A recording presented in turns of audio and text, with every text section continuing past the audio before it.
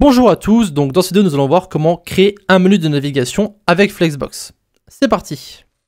Alors nous allons maintenant appliquer tout ce que nous avons vu dans les chapitres précédents pour créer un menu de navigation comme vous en voyez tous les jours. Tout d'abord, pour ceux qui veulent essayer de faire le menu par eux-mêmes, voici ce que nous allons créer. Donc nous avons à gauche un titre simple qui va en fait représenter notre logo et nous avons à droite nos différents éléments, donc on va pouvoir passer notre souris dessus et avoir donc un effet de hover comme on en fait dans l'autre menu de navigation que nous avions fait.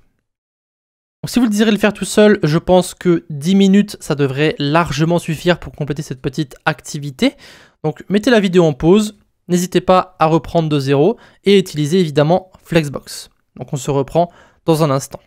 Alors voici le code de notre vidéo précédente, donc on va simplement utiliser ce qu'on avait ici, on va enlever tout ça, on n'en aura plus besoin. On va aussi modifier notre HTML, on va enlever tout ça, on n'en aura plus besoin. On va sauter une petite ligne, on va juste prendre notre style.css et nous allons commencer par notre HTML. Donc on va ajouter simplement une barre de navigation, donc on va ajouter le nav pour tout ce qui est la sémantique. Et on va ajouter notre navbar avec une classe qu'on va pouvoir sélectionner. Donc si on a plusieurs navs, encore une fois, il faut qu'il y ait une classe sur ce balise-là pour faire la différence entre les différentes barres de navigation que vous pourriez avoir. On va ajouter ensuite un H1. Donc ça sera notre logo, hein, plus ou moins. On va ensuite mettre une liste de UL et on va mettre à l'intérieur nos différents LI avec un lien à l'intérieur. Donc on va mettre A, href. On va mettre rien, et on va mettre accueil, et on ferme notre lien. Là, on fait un copier-coller, donc on va faire ça 3 fois.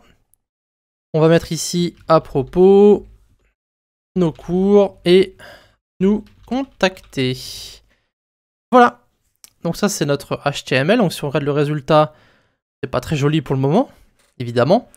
Maintenant, il ne reste plus qu'à modifier notre CSS, donc on va commencer par ajouter notre police qui est déjà fait par défaut.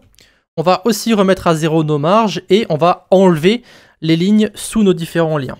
On va mettre ici étoile, margin 0, padding 0 et nous allons aussi ajouter box sizing qui va permettre à nos éléments de se calculer correctement donc avec le padding et le margin. Box sizing, border box. Voilà. Et donc on enlève les différentes lignes sous nos liens. Donc on va mettre ici text decoration none. Voilà. On regarde tout ça. On peut remarquer qu'on n'a plus de padding ni de margin et qu'on a bien les lignes qui ont disparu. Maintenant, on va commencer par modifier notre barre de navigation. Donc on va changer la couleur de l'arrière-plan et la couleur de notre logo, hein, évidemment. Donc point navbar. On va mettre ici background color. On va mettre 1A, 1A, 1A, donc c'est un espèce de noir.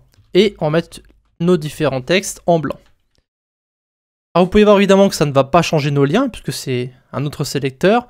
Mais notre titre est maintenant blanc et notre arrière-plan est noir. Enfin, nous allons ajouter Flexbox. Donc sur notre petite navbar, on va commencer par mettre les flex. D'accord, pour que nos éléments soient placés l'un à côté de l'autre, donc qu'ils soient alignés en quelque sorte. Et nous allons maintenant faire en sorte que notre titre soit à gauche et nos liens à droite. Et pour ça, nous allons utiliser Justify Content, qui va donc placer nos éléments sur l'axe principal. On va mettre Space Between. D'accord. Et on va aussi ajouter un padding de 16 pixels pour que ça soit un peu espacé, donc que tout ne soit pas collé à notre barre de navigation. Et vous pouvez voir qu'ici, nous avons bien notre padding et nos différents liens ici, qui sont à droite, et notre titre que nous avons à gauche. Maintenant, il ne reste plus qu'à modifier notre liste de liens. Donc on va aussi ajouter Flexbox dessus pour cette liste, pour que les éléments soient en fait alignés, ainsi que Align Items pour centrer ces différents éléments sur l'axe secondaire. Donc point navbar UL. Alors, donc on va mettre un display flex. On va mettre Align Items Center. Voici à quoi ça va ressembler. Vous avez vos différents liens qui sont centrés. Donc si on enlève ici Align Items, hein, temporairement, ils ne sont pas bien centrés. Maintenant, ils vont être correctement centrés sur l'axe secondaire, donc de haut en bas. On va enlever aussi les list style type, en fait les petits points que vous avez. Ah.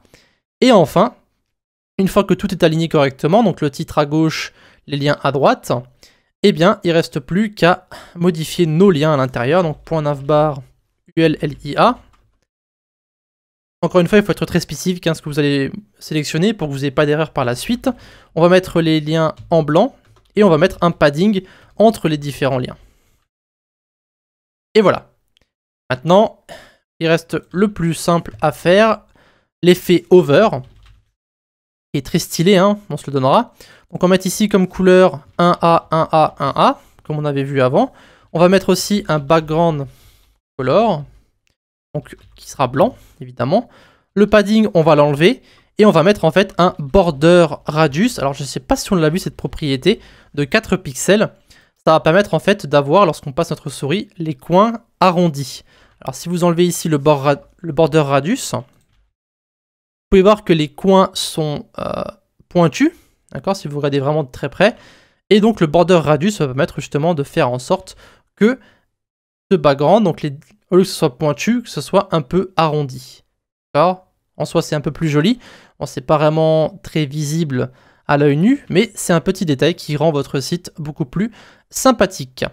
Et donc une fois que vous avez ajouté tout ça, eh bien nous avons exactement la même chose ici. Donc là, j'ai un peu plus zoomé et dézoomé, donc on va dézoomer un petit peu. Vous avez exactement le même résultat. D'accord, vous pouvez passer sur vos différents liens. Pareil ici, vous passez sur vos différents liens. Bref, vous avez exactement la même chose. Donc maintenant que nous avons vu comment placer nos différents éléments dans notre container, donc ici c'était en fait la barre de navigation, nous allons passer donc à les propriétés de nos différents items sur Flexbox. A de suite.